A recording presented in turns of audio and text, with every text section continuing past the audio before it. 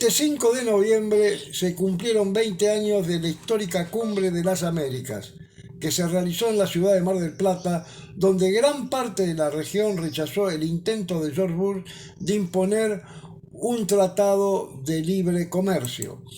El no al ALCA en Mar del Plata en el 2005 fue el rechazo unánime de los presidentes de América del Sur a la propuesta de crear el Área Libre de Comercio de las Américas, el ALCA, impulsado por Estados Unidos. Este rechazo fue liderado por presidentes como Néstor Kirchner de Argentina, Lula de Brasil y Hugo Chávez de Venezuela. Los mandatarios sudamericanos se opusieron a este tratado de libre comercio que no era más que el neocolonialismo.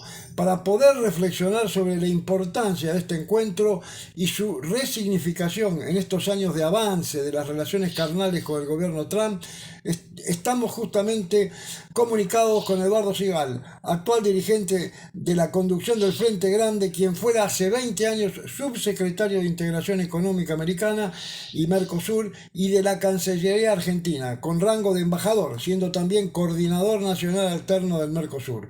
Buenas tardes, Eduardo, gracias por tu participación en Reflexiones para la Transformación. Gracias a vos, Jorge, un gusto y siempre me parece muy importante mirar hechos disruptivos de la historia económica, política, social de un país para saber qué es lo que hay que descartar y qué es lo que hay que rescatar. ¿Sabes? Esta introducción que vos hacías refleja claramente lo que significaba el ALCA para las Américas, pero a mí me parece que hay un hecho destacadísimo junto con la decisión política de Lula, Chávez y Néstor, que fue el gran consenso que se generó en las organizaciones sindicales, sociales, de la cultura, del estudiantado universitario y secundario, de los pequeños y medianos empresarios y comerciantes, que se movilizaron en el transcurso de varios años previo al 2005 y que hicieron en Mar del Plata, donde se sesionó la cumbre del ALCA, hicieron una potentísima movilización que llenó el Estadio Mundialista y que después rodeó el hotel donde estaban sesionando los presidentes de toda América para discutir este tema del tratado. Te rescato estas dos cosas porque a mí me tocó vivirlo, como digo últimamente de forma vulgar, desde el palacio, desde la negociación, de los que estaban adentro del hotel. Pero hubo un hecho determinante, en mi opinión, que conjugó esa decisión con la cárcel. Y esto es muy importante el rol que le corresponde a la organización popular, al protagonismo popular, a aquellos que demandan en defensa propia, porque ¿de qué se trataba esto? Yo creo que se entendió que el área de libre comercio de las Américas que planteaba Estados Unidos era para beneficio de Estados Unidos y para perjudicar a los laburantes, a la educación inversión argentina a aquellos que con esfuerzo construyen una patria y que Estados Unidos la iba a destruir, porque al bajar los aranceles y al generar una situación de libre comercio, la economía desarrollada del norte iba a terminar destruyendo a las economías en desarrollo que estaban de México para abajo, en Latinoamérica. Entonces me parece que ese es el hecho simbólico así más trascendente que yo quisiera destacar, porque hoy hay cierto divorcio de la política y del pueblo, de la política y de la sociedad, y lleva a que tengamos expresiones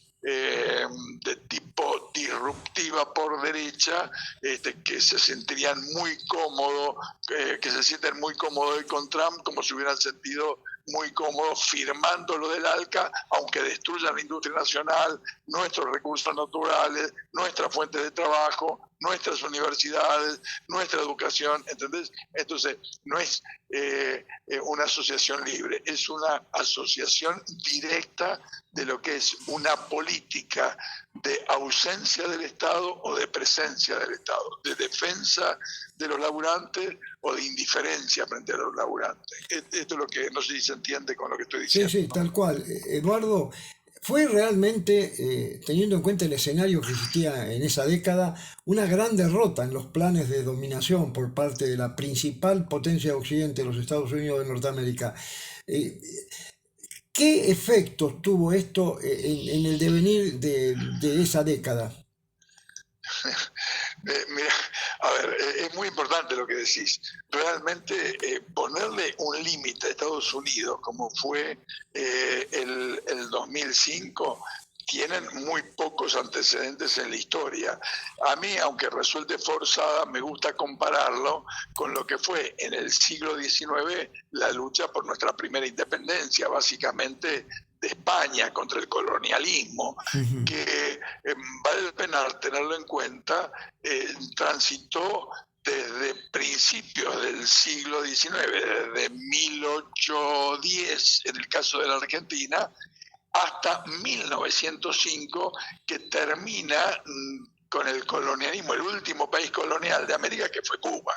Entonces yo digo, ahí tenés 85 años, o 95 años, perdón, de lucha por la primera independencia en América. Bueno, el ALCA podés compararlo como la primer mancomunión frente a una actitud colonial de Estados Unidos sobre los países del sur. Ahora, ¿eso está resuelto? ¿Está terminado? Bajo ningún Para punto de nada, claro. vista.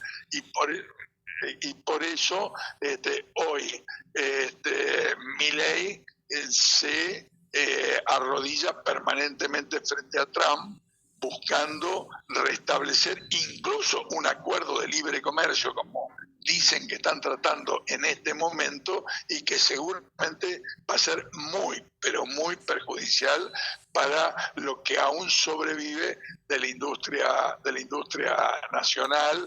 Y bueno, hay que ver si logran algún equilibrio en temas que Argentina exporta a Estados Unidos, básicamente en materia agrícola ganadera, que por ahora, por lo que yo veo, intentan ponerle bastante trabas por parte de Estados Unidos, ¿no?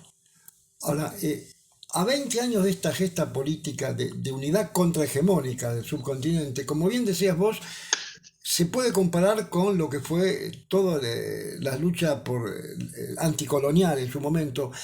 Así Hoy con es, las así nuevas políticas del neocolonialismo que bueno, que están tan vigentes, ¿no? Y que lo vemos y que lo sufrimos en Argentina también.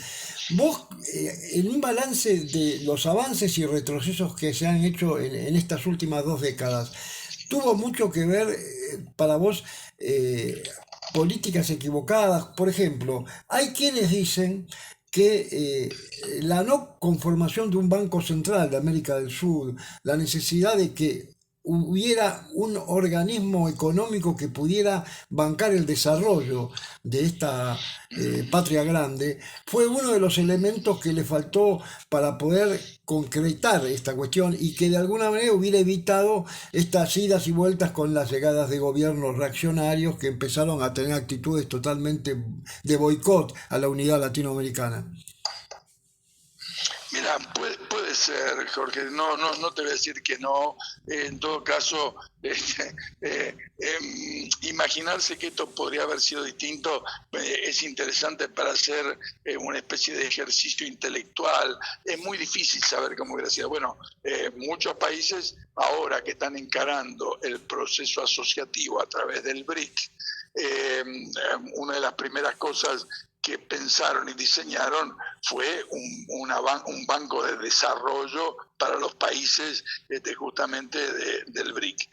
Quizás en aquel momento tendríamos que haberlo pensado y tendríamos que haberlo hecho. La verdad, Argentina fue impulsora de la constitución de un banco del sur. Esa era un poco la idea y no hubo suficiente consenso, suficiente acuerdo, básicamente con el gran país del sur, en este caso con Brasil, que, bueno, por distintas razones no lo resolvió. Ahora, vos tenés en la región mecanismos financieros como la Corporación Andina de Fomento, la CAF, hay algún tipo de instrumentos que ayudaron a políticas de desarrollo. Pero lo fundamental es qué hegemonía política existe en los países de la región. En aquel momento se alinearon Venezuela, Brasil, Argentina, Uruguay con el Frente Amplio, Chile con un gobierno más socialdemócrata de centro derecha en algunas cuestiones, como era el de Ricardo Lagos, pero se alinearon en todo caso a favor de esto. Y Estados Unidos se apoyó esencialmente en aquel momento en un México gobernado por el liberalismo, en Panamá, en Colombia, que estaban gobernados. Entonces depende mucho de las hegemonías políticas. Yo creo que lo fundamental hoy sería que los argentinos entendiésemos lo nefasto que está haciendo esta política que está en curso, que fue respaldada, vale la pena decirlo, en las elecciones del 26 de octubre, pero que va a terminar afectando a muchos sectores de la pequeña y mediana empresa, a sectores de la producción, y eso tarde o temprano, en mi opinión, va a ser revertido por la propia voluntad popular. Bueno, hay que ver qué es lo que pasa en ese momento en Brasil, en Venezuela, en Chile. Chile tiene elecciones este fin de semana. Tal cual. En fin, veremos cómo evolucionan las cosas, ¿no? No, yo te decía por esta razón, teniendo en cuenta el devenir en estos últimos años de la política de chantaje del gobierno americano y de los mercados también internos y el establishment, ¿qué es lo que hacen? En países como Argentina, donde, bueno, siempre está el problema del dólar, de las divisas, a diferencia de lo que pasa, por ejemplo, en Brasil, que tienen realmente acumulado una cantidad muy importante, ¿no? O sea, es de más de 300.000 millones de dólares. Por esa razón es que lo que yo planteaba era que es fundamental en países como los nuestros para que gobiernos de izquierda, progresistas, nacionales y populares no tengan al día siguiente de ganar una elección este chantaje hecho por los mercados, ¿no? Sí, Porque claro. sabemos quiénes son los mercados.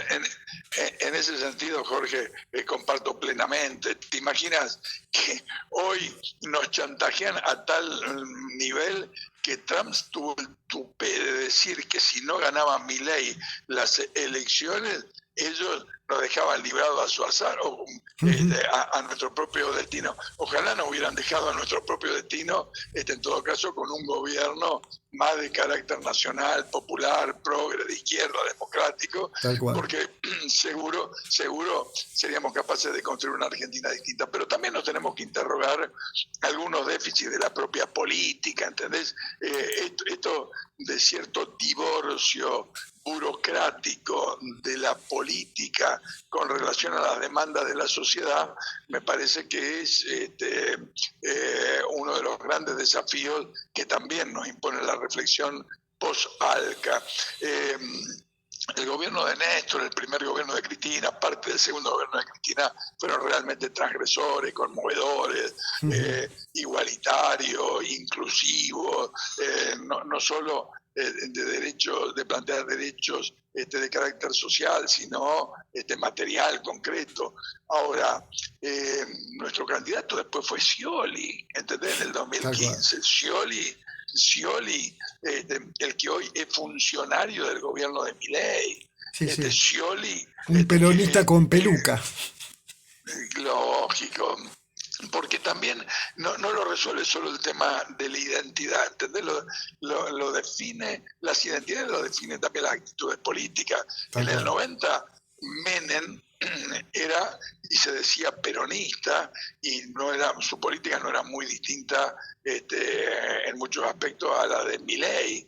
Ahora, el radicalismo abandonó el irigoyenismo y con De la Rúa hizo un desastre. Entonces, el divorcio de los grandes movimientos nacionales, populares en la Argentina, de las mayorías populares, es evidente. ¿Cómo hacemos para cambiar esto? Me parece que hay que recrear la política, hay que recrear la visión de un pueblo que tiene que tener protagonismo si queremos tener transformaciones. Eso implica organización y debate. Claro, habría un doble desafío, porque es verdad que nosotros estamos muy atravesados por una visión bastante pesimista por lo que está ocurriendo y por lo que es el devenir de nuestra realidad política actual. Pero en Latinoamérica es verdad que en este péndulo han vuelto gobiernos, como el caso de la derrota de Bolsonaro en su momento, no del bolsonarismo, pero sí de Bolsonaro, el tema de Colombia, de Chile mismo, que bueno, ahora veremos el domingo qué pasa, Uruguay misma. Pero también es cierto que lo que ocurre en casa es lo que también llega a terminar viendo o cambiando la subjetividad de muchos sectores. Ahora, también es verdad que hay una base, que son ese piso que se tiene, que es importante, yo diría, plantear como forma de recomponer la realidad. Si vos me dijeras que está pavimentado el triunfo de este gobierno, está clarísimo que no, que realmente si no venía el jefe de campaña Trump y traía esa situación, es muy factible que este gobierno estuviera en una situación de knockout. Por esa razón, eso es lo más preocupante es el tema de lo que pasa en nuestro equipo, ¿no? La subjetividad, el tema de que el voto chantaje no prende en cualquier momento y en cualquier lugar. Fíjate lo de Nueva York con respecto al alcalde. Trump hizo lo mismo y la gente respondió de otra manera. Sí, pero yo te digo, también hay que recuperar un poco el dicho. Últimamente lo viejo también funciona en algún sentido, aunque hay que incorporar muchas cosas de lo nuevo. La política tiene que reencontrarse con la sociedad. El alcalde de Nueva York se pasó caminando barrio por barrio, hablando con la gente, interactuando. Acá nosotros tuvimos elección hace pocas semanas. Era una elección de los candidatos, era una elección de los gobernadores, intendentes, ministros y candidatos, ¿entendés? Nosotros necesitamos motivar a la sociedad para que surja una forma de ser política que en algunas cosas contacta con el pasado y en otras tiene que escuchar las demandas del presente y del futuro, ¿entendés? Yo entiendo que este divorcio de la política, esta burocratización de la política que lleva a que el que tiene un cargo defiende el cargo, el empleado que está trabajando con el que tiene el cargo defiende al burócrata para no perder el laburo. Entonces es una cadena de burócratas y esto es el divorcio con la sociedad, ¿me entendés? Tal cual, y esto es lo que ha generado a un Milei, es muy cierto esto. Ahora, teniendo en cuenta este escenario y teniendo en cuenta lo que está haciendo Argentina en cuestiones previas a la unidad latinoamericana, como es el Mercosur. Por ejemplo, me enteré hoy que no piensan participar en el Mercosur, el próximo, ¿no? En la próxima reunión, junto a Paraguay. Es así. Así es, el 20 de diciembre se hace la cumbre del Mercosur, deberían estar los presidentes, históricamente siempre han estado los presidentes, y en este caso ya anuncia Argentina y Paraguay porque no comparten, no entienden, no quieren la integración regional, porque es un germen para tener fuerza y valentía que se pare frente a la gran potencia del norte. ¿Entendés? Esta es la base por el cual debilitan la integración regional. Es decir, que tenemos acuerdos y cosas tan atadas, tan difíciles de desarmar en el transcurso desde el año 91 a esta parte, digamos, que ya llevamos 35 años, poco más de Mercosur. Es muy difícil desatar todo esto, pero si fuese por Milei y por su gente, desataría todo tipo de vínculo con Brasil, con Paraguay, Uruguay y con Bolivia ahora, porque también, bueno, ahora no nos olvidemos que ha habido un cambio regresivo, digamos, en mi opinión, en Bolivia hacia un gobierno de centro-derecha, ¿no? Tal cual. Bueno, justamente el desafío está en nuestras manos y en las de muchos referentes que hoy, bueno, tendremos que hacernos una profunda autocrítica y plantear, como vos dijiste, una política muy cercana a la gente. Es la mejor forma y hay ejemplos que, bueno, que se puede hacer esto. El caso de Nueva York es un ejemplo bien claro, en el centro del imperio. Así que, tal cual. Bueno, un fuerte abrazo y hasta la próxima. Gracias, Ha Jorge. sido verdaderamente Gracias. un gusto poder hablar con vos. Gracias, Jorge. Dale, nos volvemos a encontrar. Un abrazo.